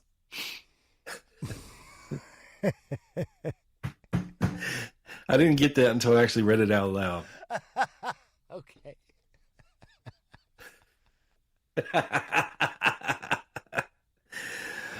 Oh, God damn. We got the best listeners in the world, man. We do. Yeah. Gloria Stitz. Except for that one guy in the YouTube comments. Fuck you, dude. Fuck you. Okay. Back to Gloria. I'm sorry. Guten Tag from Berlin, Germany, dear American friends. Hey. I was going to write you an email of 10 pages with questions about the JFK assassination in German, but I think it is not wise. I watched a long YouTube video, and the people there were saying that it was very likely that John Connally was the real target of Oswald because of his dishonorable discharge from the Marines. They did not say Oswald was a lone gunman, and they thought other people were also shooting at JFK. Do you think it's possible Oswald was shooting at Connally? And have either of you ever had a dishonorable discharge? I have, but every time that's ever happened to me, I was not alone. I'll say that. Yeah, and we both have 2 kids to prove it. Those are honorable discharges, though, Rob. Oh, okay. Yeah. I'm getting confused. I get confused. Holy shit. Well, on the question of Oswald firing at Connally, I would refer to Gloria back to the previous episode of the Lone Gunman podcast. Very interesting allegations regarding that very thing. And Jack Ruby. With attorney Carol Jarnigan overhearing that conversation in the Carousel Club with allegedly between Oswald and Jack Ruby. That's right. That's right. A very good episode, Rob. Connolly was the target, so. I have heard that. How much faith you want to put in Jarnigan, I don't know, but, for sure it's possible. But then again, was Oswald on the 6th floor firing at anybody? I don't think so. Myself. And even then, let's say hypothetically that he was. You would think that if a guy says, you know what, I'm going to pop Connolly, right? Maybe he's thinking, well, Connolly's going to be in a separate car because he's the governor and the president will be in another car because he's the president. But then when you see him around the corner and you see Connolly's in Kennedy's car, you're like, oh, fuck, I can't. No, I can't. Yeah. So that might be the reason they whoever was up there waited until they turned the corner on him. Maybe it caught him off guard, like, oh shit, they're in there together. If I go through this dude's head, I'm going to kill the president. So maybe I'll try to get him from a different angle from the back. That's a damn good point. Whoever was up there ended up getting the fucking president anyway. So a few of them did, actually, a couple. But yeah, I don't. It's hard for me to go there, Gloria, because I do not believe that Oswald was in the window firing. So, yes. But thank you for your email. Yes, thank you, glorious tits. Next up, we have one from Todd Vanderhoof. Hi, Rob, Triple B, and Doug. Just listened to the new episode, so I'll keep this shit short and sweet. God bless you all for listening. I was wondering if you could give your opinion on where you think Jim Garrison got it right and where he got it wrong. This may be too much to answer in short form, so maybe you can do an entire episode in the future. Thanks, guys. I love the show. I've listened to all the podcasts. I also like the Lone Nut podcast, whatever the fuck that is. I've never heard of that. Sounds like it's about some pornographic shit or something. The Lone Nut, the One Nut podcast. The One Nut podcast. Haven't you ever seen the logo for that? It's just a scrotum, and it's very heavy on one side. Just has. I am not aware of this. No. No. My streaming doesn't make it easy to listen to the Dallas action, though. God damn it, Doug, get on the motherfucking iTunes. Have a great day, Todd. Just go to Spreaker.com. How hard is that? What? I don't know. People, I get that. Sometimes I get that. Well, you need to get on the thing. If you Spreaker.com, there it is. There's an app. There it is. It's easy. Or you know how these pretentious iPhone guys are, man. They don't anything outside of Apple anything, man. They just don't use it. I don't have time to mess with all that stuff. I'm busy. I know. Damn. They have to actively seek it out to listen, so you get quality listeners. I heard that, or at least I got all the people with cheap cell phones for sure. Android Nation unite! Damn right, my people. Okay, here's what I think. I think he's got a good idea. I think that for a future episode, maybe the next one, maybe you and I do like a first half of the thing. We do, each of us go away and come back with 5 things Garrison got right. Right. Or 3 things Garrison got right. What do you think? We could settle. I agree. I mean, we just pretty much said that we didn't agree about Clay Shaw. Right. But again, at this point, Garrison didn't have much of another option. No. And he really was fighting an uphill battle. David Ferry had been killed. Yeah. That was the case. David Ferry was the fucking case. Yeah. You know what I mean? Oh, yeah, man, dude. You and I talked about that on a very early episode of this podcast in detail. Like when David Ferry died, the Clay Shaw thing was a Hail Mary. Yeah, he didn't have much left. And yeah, I think if he got a chance to indict David Ferry, this whole Garrison investigation would have went in a whole different direction. So I agree with that 100%. Yeah, 1,000%. It's very interesting to think about. But I will say that, like you said, we don't agree with the Clay Shaw thing. But like I said earlier, he shook a great many things loose. Like one thing I will say he got right was latching on to Lawrence Howard, Lauren Hall, William Seymour, and based on Thomas Beckham's later testimony to the House Select Committee on Assassinations, he was on to something with Beckham, right? That group could be, one thing he got right. But there were several, I think. But yeah, that would be there's one thing I think he got right, but that would be a good future show. I agree. Yeah, did he do right with Perry Russo? Probably not. This whole Leon Oswald thing, the whole Kerry Thornley rabbit hole. There's lots of things he got wrong. Trusting Bernardo de Torres, right. Yeah. Yeah. But he was on to something with Del Valle, and he was on to something with this. What was the other guy's name? Garcia. Manuel Garcia Gonzalez. Yes, that guy. Because there's an episode I did of the Dallas Action a couple years ago, where I found a document that stated that pretty much stated that Garrison actually talked to Eladio Del Valle a couple days before he died, according to this document, and Del Valle named Gonzalez. Right. So Garrison, I just pulled it out of the air. Dean Andrews, man, he hasn't been a guest on the show in quite a long time. I know. Yeah. God damn. But yeah, man, we'll. I think that's a good idea for a future show, there, dear listener. Thank you very much. Yes, thank you, Todd. All right, next up we have Hugh Johnson. Hugh Johnson. Hey, gents. Gloria Yes, Hugh Stitz Johnson. and Hugh Johnson.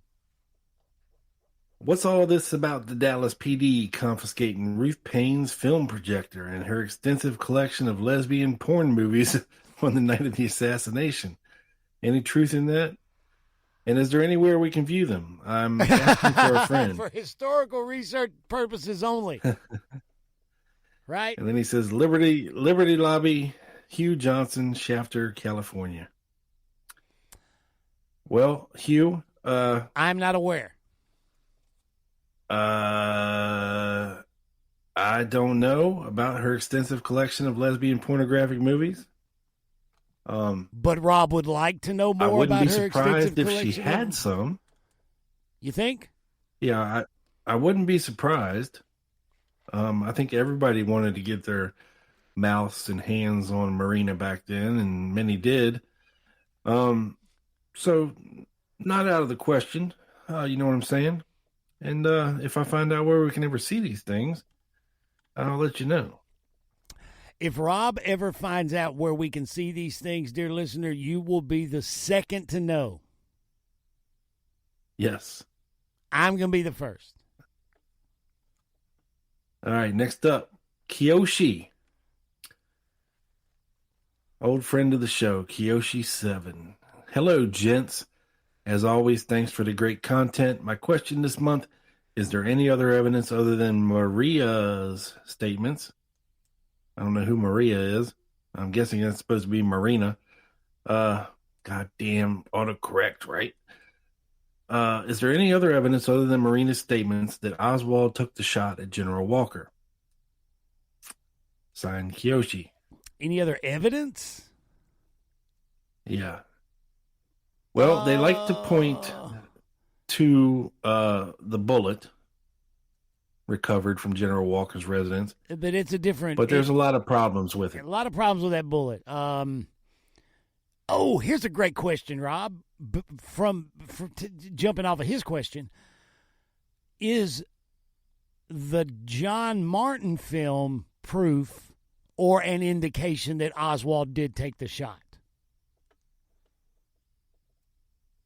Well, it's just a curious amalgamation of footage. I mean, the odds of it being together on the same film as the man who allegedly took the shot at General Walker is pretty astronomical in and of itself. But the odds of that being on the same piece of film as the man who Walker is led to believe took a shot at him, those chances are smaller. Wouldn't you agree?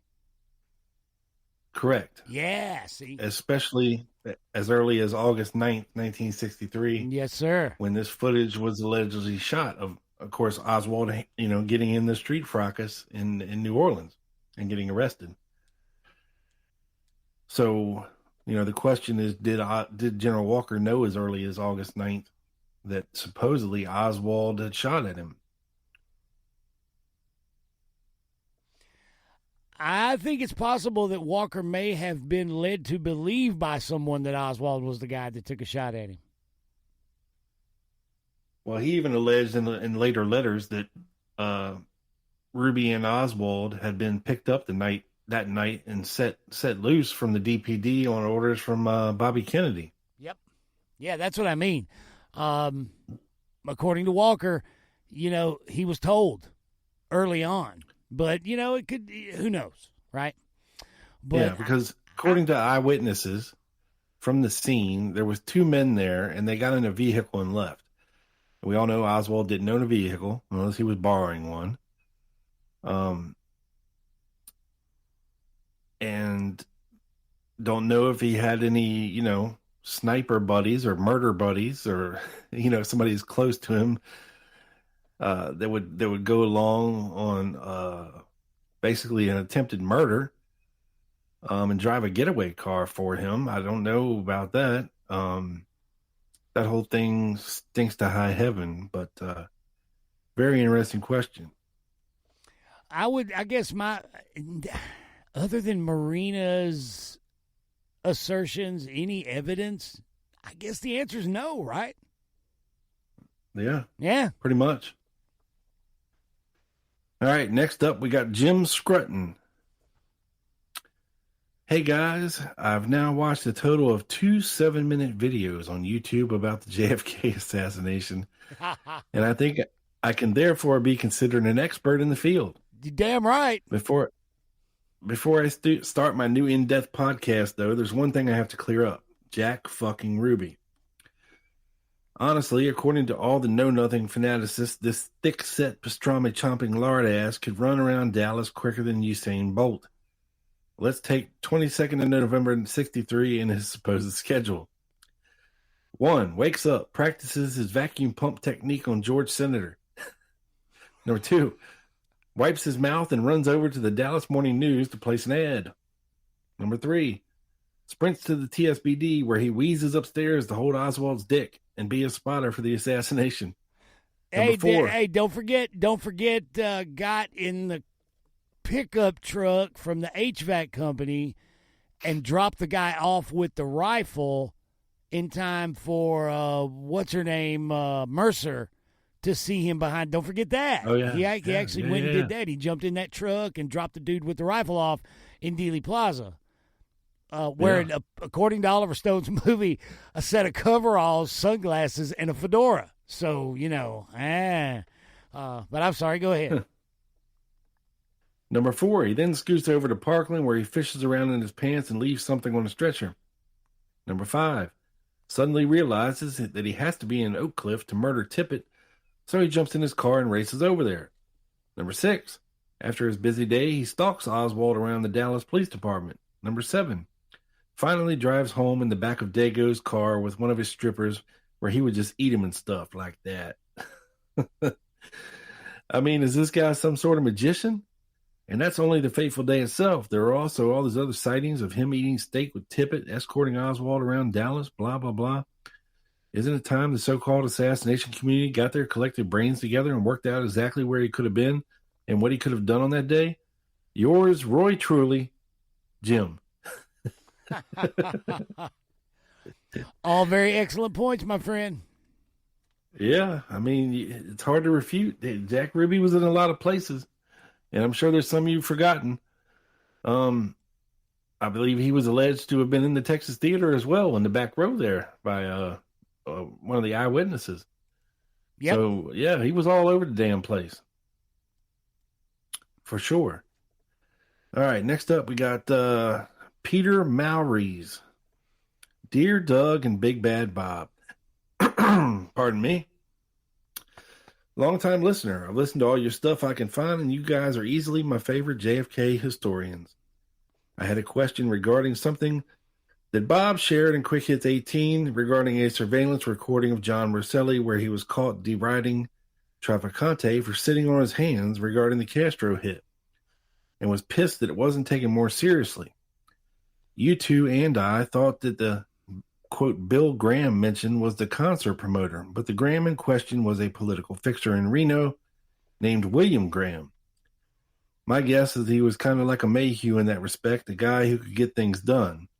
He pops up in Peter Dale Scott, Deep Politics and the Death of JFK. Oh, interesting. The story about Rosselli pops up in the Damaris book, The Last Mafioso. Does anyone have a source for the actual document of the surveillance? Hey, I've got that book. There may be a source for it in the book. Ted Rubenstein actually sent me that book, so I do have that.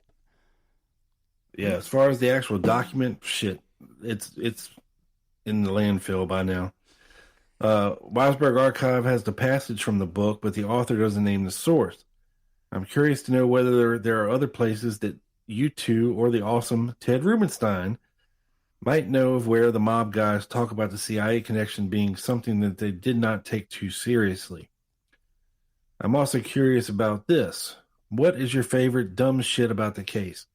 For me, it's anything involving George Bush, whether he's in Dealey Plaza or Operation Zapata was named after his oil company or yes, reason when that guy pops up in the literature, it's always the dumbest of dumb shit. Thanks for all the hard work you do making the best JFK content on the web. Love, Peter. We do love Peter. Do you now? Well, I'm sorry, I'm just reading. Not Peter in the sense of like, your dick Peter, but Peter. Momo, Mowry. Isolate that sound bite. Keep that sound bite, Momo. You know exactly what the fuck I'm talking about, too. Listen, that's going to live forever, Rob. I just want you to know that. Thanks. He said thanks. Let's see. Man, that's a question for Ted. Ted, I hope you're listening. Write that down and get back to us for this dear listener, sir. Yes. All right, next up we got one from Andy Bridgehouse. And Andy must have not listened to the last show. Oh no. Long-time listener to all three shows. Oh, wait, we didn't answer the question. The dumb shit question. Oh, yes, go ahead. Our favorite dumb shit. Now, oh boy, what? I guess that would be the thing that makes us shake our head and laugh the most. Yes. About the case. Boy, I know what mine is. Anything written by an active lone nutter or someone who writes specifically to debunk research. And, but I would have to say, man, the one that makes me shake my head and laugh the most. What's yours? Mine would have to be the whole Oswald in the doorway horse shit with Billy Lovelady. It's, man, when it comes to shake your head and laugh, that book, Me and Lee, is hard to beat. Yeah, Judy Baker stuff. Yeah, that's good too. That's hard to beat, though. I guess, yeah. James Files. It's like hey, Doug. Huh? It's like a sore Peter. It's hard to beat. That's exactly right. The James Files story. Yeah. Yeah, that. Possibly. Chauncey Holt. That's just weird, yeah. Yeah, that's just weird. Ricky White.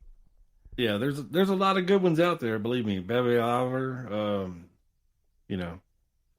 All right. Lots of good ones. Here's one. Years ago, in a Facebook group, probably 10 years ago, a guy made, this is some great dumb shit. A guy said, I made a comment, I think the subject of conversation, of debate, or whatever you want to call it, was a South Knoll shooter from the front, right? Yeah. And somewhere along in there, he made the statement that he was absolutely positive that the shooters were told not to harm Jackie. And they made a point not to harm Jackie. And he called her Jackie like he was having tea with her yesterday. And she was sure that these professional shooters knew they better not harm Jackie. And my response was, these dudes are lobbing high-powered fucking rifle fire into a car with 6 people in it. You really think they give a fuck who gets hit? Right. No. They've got hunting rifles. And they're shooting at a car that's moving with 6 people in it. There's no way to make that fucking calculation. There's no way to take that kind of care. It's ridiculous. They were mechanics. That's it, And that's some of my favorite dumb shit of all time, though, really. But yeah, the Judy Baker thing, man. What do you think? Yeah. I mean, I often wonder, something you just said, I wonder if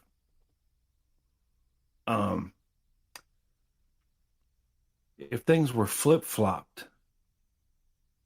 Like if there was the men in the back of the limo and the women in front of them, would somebody have still attempted this assassination?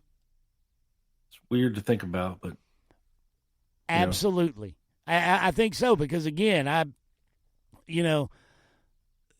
they're firing high-powered rifles into a moving car with only 6 people in there, and they have to be prepared for somebody else to get hit. Or a bullet. Could you imagine if one of the women had got their head blown off? Oh my man, God. yeah. If the car would have swerved, just a little bit after the first shot, if it had registered and the car would have swerved, and the shooter doesn't make the calculation and hits Jackie in the back. Oh my God, that would have been insane. There's too many variables for there to have been that much control with live rifle fire. I think that no matter how they would have been, that's my opinion anyway, homie. I don't think they would have still fired those rifles. Wouldn't have made a damn to them. Yeah. Yeah. All right. Well, let's get to the giant email. You had a big giant one, right? Yes. Big one. Okay. This is our last one also. So.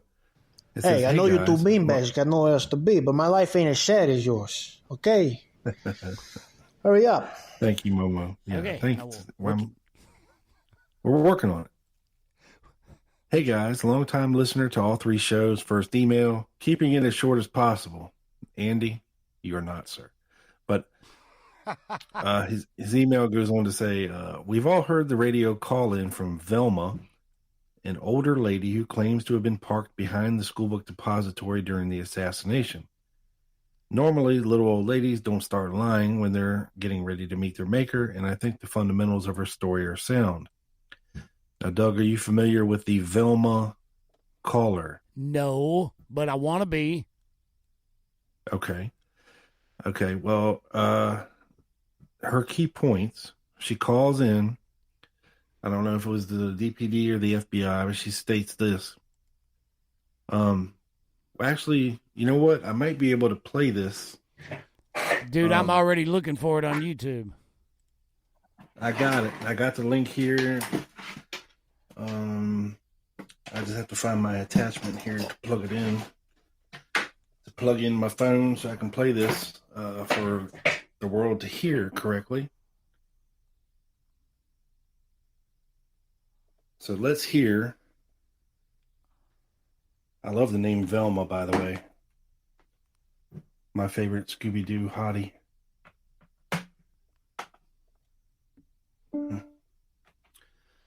All right, let's see if we can pull this up. Started at 4 minutes and 24 seconds in. Hold on, please. Dude, you are resourceful as Here we hell. Here we go, Doug. Let's go to our final caller with you, Alex. First-time caller. Hi there. Hello. Yeah, go ahead, please.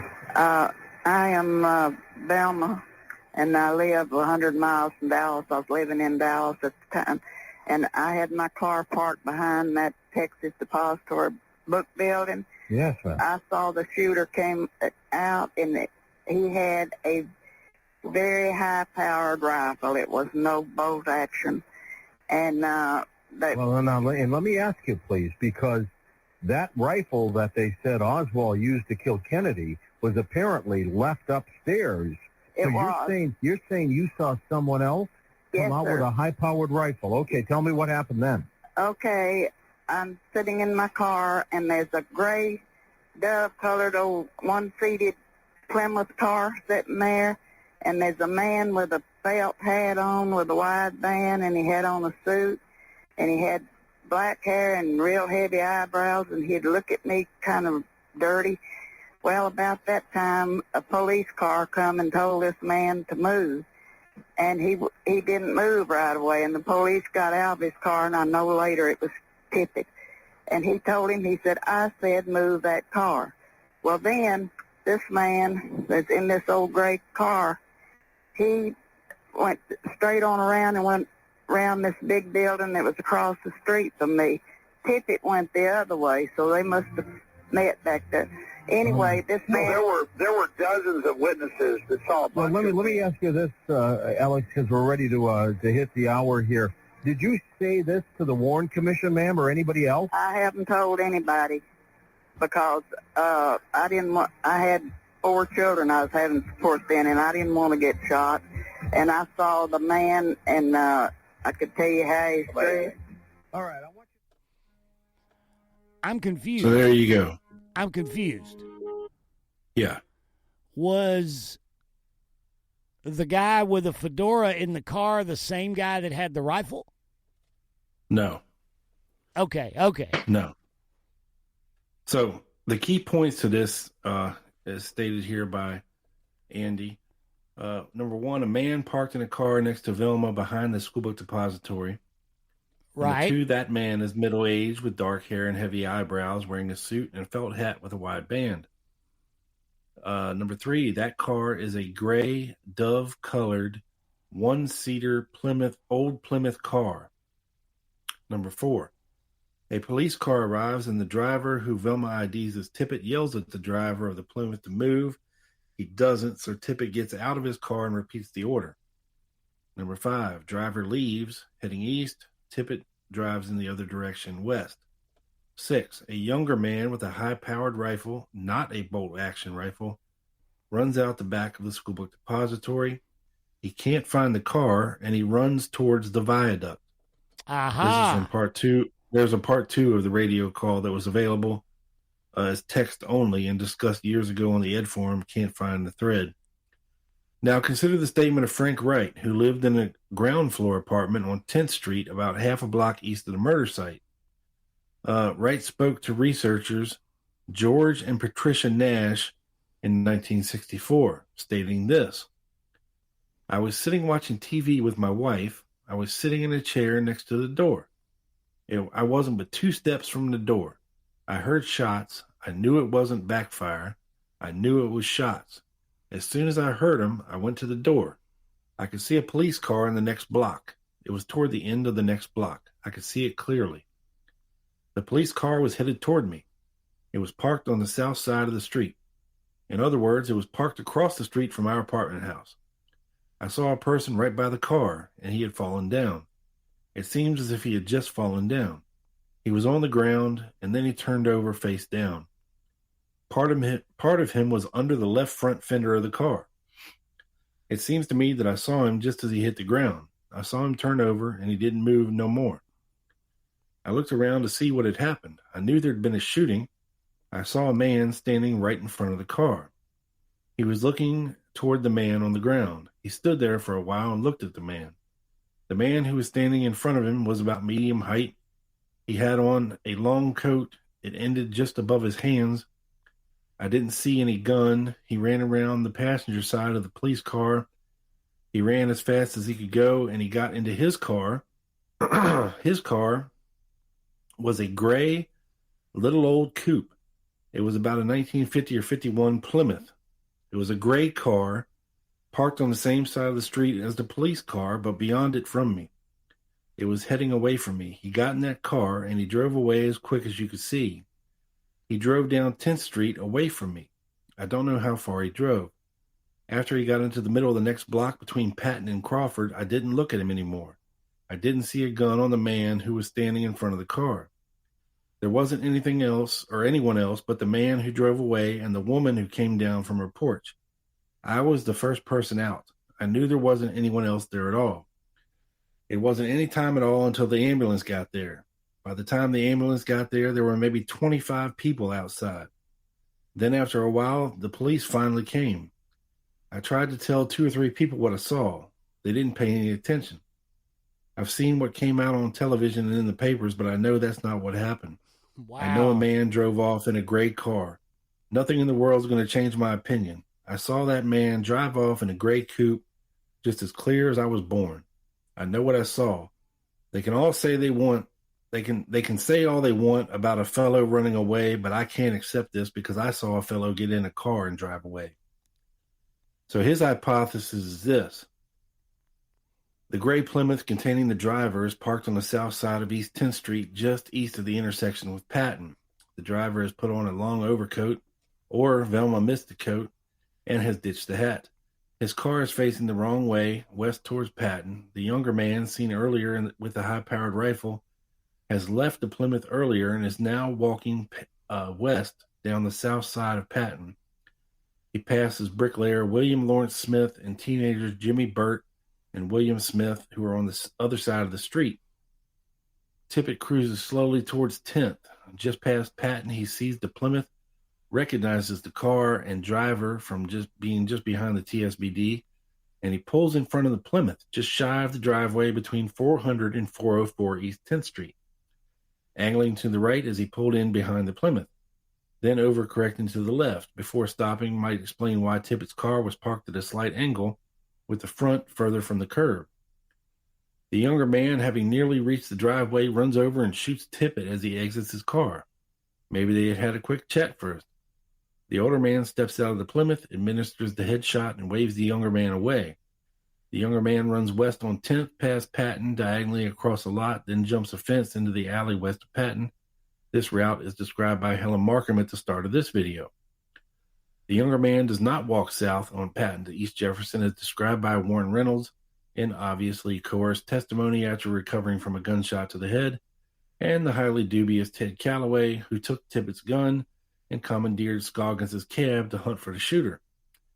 As the younger man flees the scene, the driver reloads his own pistol, runs around Tippett's car, and jumps into the gray Plymouth and heads west on Patton. So, some contradictory witness statements. As we know, the witness statements from Oak Cliff are a mess. I attribute this to lying or coerced witnesses, faulty memories, partially blocked views of the shooting, and witnesses arriving late to the scene. For example, Frank Wright just sees the Plymouth driver leave the scene. He misses the shots and the driver waving off the younger shooter. Domingo Benavides sees the younger man shoot Tippett, but ducks down behind the dashboard of his truck and misses everything involving the Plymouth driver. Akila Clemens only sees the driver reloading and heading in the opposite direction from the younger man.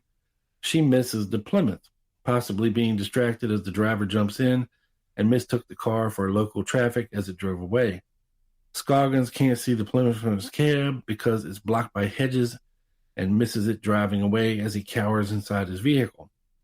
I could unpack this stuff in excruciating detail, witness by witness, but I'm trying and failing to keep it short. Yes, you are, Andy. Anyways, hey, keep up the good work. Cheers, Andy Bridgehouse. Wow. Andy Bridgehouse, you keep up the good work, because I'm going to tell you something, buddy. The gray Plymouth is more intriguing to me, as is Roger Craig's Nash Rambler at this point, because that's good work to put the gray Plymouth over here together with the gray Plymouth over there, dude. That's quality fucking research, homie. Yes, very interesting stuff. And, Yes. When you hear something like that and you're putting two puzzle pieces together that are seemingly innocuous and unrelated, that is what you call good research, my friend. And something that's been overlooked, apparently, by a lot of people over the years. And, what can you say except good work? Why would some 85-year-old lady lie about what she saw? A gray apparently Plymouth described as a short car. She says a one-seater, but a coupe. Probably a two-seater. Probably like a one seat, like a one bench seat, Wow, man. Behind the depository, run off by a cop. Now, see, what I'm thinking is, okay, say that was Tippett behind the depository, right?